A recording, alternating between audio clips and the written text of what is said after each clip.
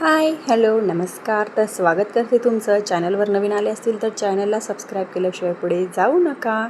तर तुम्ही बघत आहात लग्नसराई. मी प्रत्येक लग्नाचा व्हिडिओ तुम्हाला अपलोड करत आहे आणि लग्नाच्या पहिल्या दिवसापासून तर शेवटच्या दिवसापर्यंत मी सगळं अपलोड केलेलं आहे. तुम्ही जर अजूनही नसेल बघितलं तर नक्की माझ्या चॅनलवरती जाऊन ते तुम्ही बघू शकता.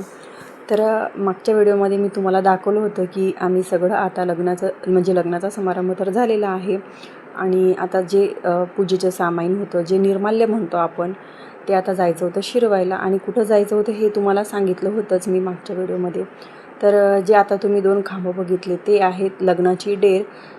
ती लग्नाच्या वेळेस हळदीच्या दिवशी जे नवरीकडले भाऊजी वगैरे असतात ते सगळे मिळून ती लग्नाची डेर आपल्या घराच्या अंगणामध्ये गड्डा खोदून त्याच्यावरती गाळतात आणि मग ती पाळली की संसार फुलतो असं पहिल्या लोकांचं म्हणणं आहे. आणि माझी तर लग्नाची डेर आत्तासुद्धा फुललेली आहे. मस्तपैकी पानं येतात त्या लग्नाच्या डेरीला. आणि तर आम्ही सगळं साहित्य घेतलं, सोडसाड केलं, सगळ्यांची तोरणं वगैरे सोडली, हातात काकणं बांधलेली, ती काकणं वगैरे सोडली. जर ती काकणं नाही सोडली तर सगळ्या बहिणींवरती दंड बसतो आणि मग तो आम्हीच ज्यांचं काकण नाही सोडलं आहे हातावरचं त्याला आम्ही आमच्याकडनं दंड म्हणून काय जे ते मागतील तेवढं पैसे आम्ही देतो, असं असतं काहीतरी ते. पण आत्तापर्यंत तरी अशी परिस्थिती नाही आली, कारण की बहिणी सगळ्या आठवणीने सगळं आपल्या जे घरचे असतात लोक त्यांची हातावरची काकणं आठवणीने सगळ्यांची सोडतात. आणि मस्तपैकी आम्ही सगळ्यांची काकणं वगैरे सोडली, पूजेचं सगळं निर्माल्य घेतलं आणि ह्या तलावावरती आलो. तर हे आहे या गावचं खूप मोठं असं तलाव, जे आमच्याकडं तळं असं म्हणतात ह्याला. आणि ह्यांचं तलाव खूप मोठं आहे, भरपूर म्हणजे भरपूर समुद्रच लागला आणि खूप खोल पण आहे असं म्हणतात. तर मस्तपैकी आम्ही हे समुद्रावरतीच नाही सॉरी तळ्यावरती आलो निर्माल्य शिरवायला. आणि हा आमच्या आहेत मोठ्या वहिनी आणि आता त्यांनी सगळं शिरवायसाठी घेतलं. मग ते सगळं एकत्र करून पूजा वगैरे करून ते बघू शकता तुम्ही. हा नारळ आहे, त्याची पूजा वगैरे करणार आणि तो नारळ पण नंतर सोडून देणार, किंवा आपल्याला फोडून खायचा असेल तर फोडू पण शकतो. मग आम्ही तो फोडून खाल्ला, मला आठवतात हे.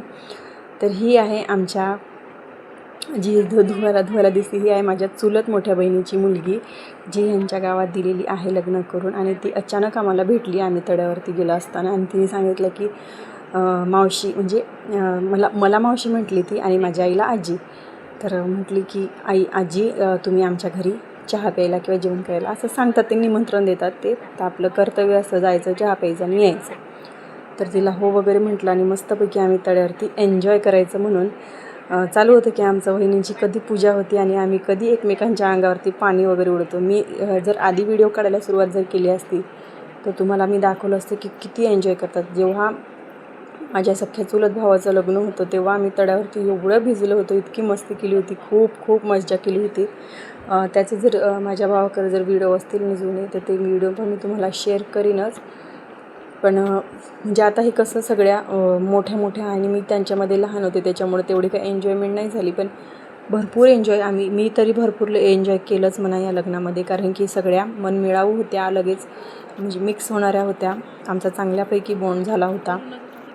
तर तुम्ही बघू शकता की आपली भारतीय संस्कृती म्हटलं तर पूजा आणि प्रार्थना ही पहिल्यांदा असतेच. आणि मस्तपैकी आम्ही पूजा वगैरे केली आणि धूप वगैरे झालं. आणि हे बघा बायका साईडला कपडे पण धुत आहेत, कारण की अख्ख्या गावातल्या बायका कपडे धुवायला इथं येतात. कारण की माहिती आहे का, प्रत्येकाच्या घरी नळ असतो, नदी हे असतं, पाणी असतं घरी अवेलेबल असतं, सगळंच असतं.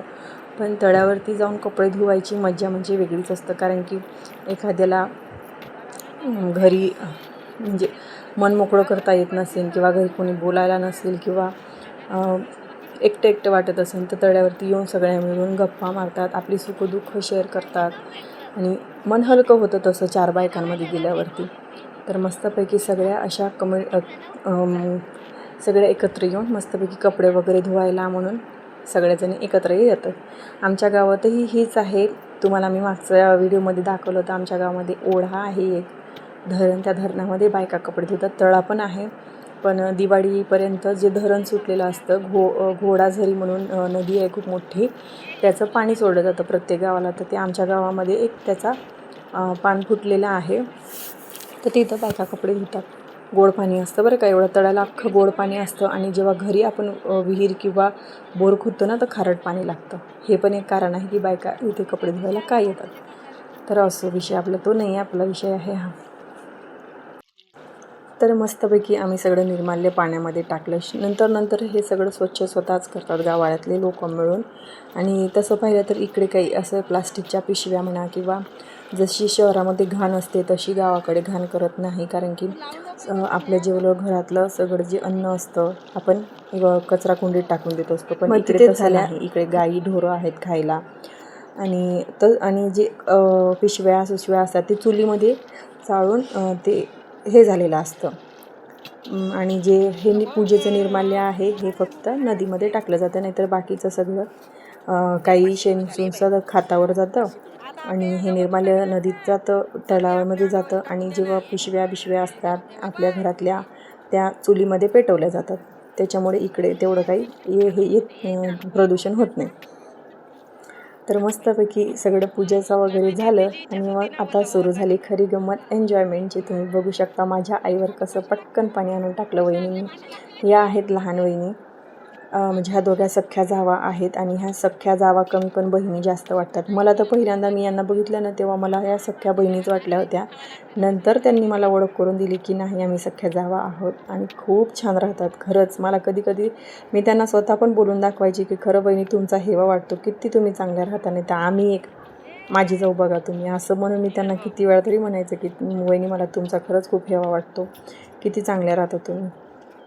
आणि जे हे बसलेल्या आहेत ह्या वहिनी, त्या बघा किती एन्जॉय करतात छान. आमचं कधी होईना असं बॉन्ड. मला तर स्वप्न पण पडत नाही की मी माझ्या जाऊ संग असं खेळलेलं आहे काय म्हणून.